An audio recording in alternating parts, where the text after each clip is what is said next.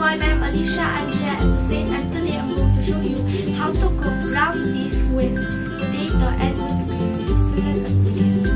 The ingredients are potato, ground beef, green peas, chili, onion, ginger, and garlic. So let's begin cooking.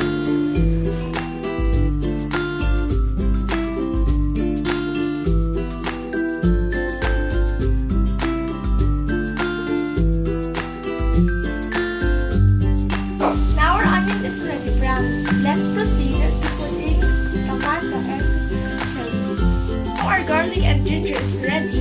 Let's put tomato and red chili. So let's put the ground beef.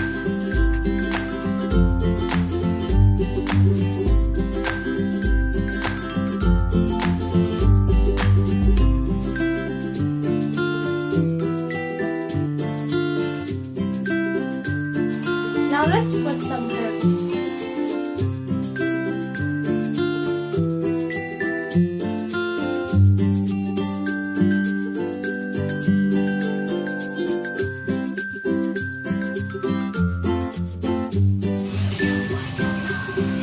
Go. Now let's put the sliced potato.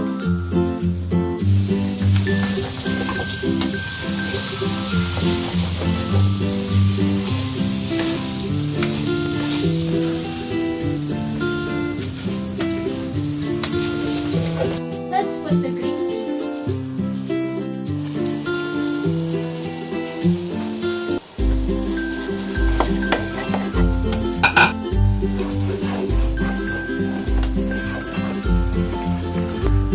The food is now ready. Let's taste the food.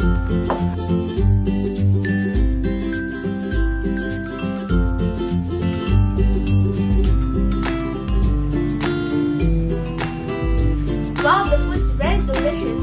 Let's call my sister to come taste the food. Ate, please come here.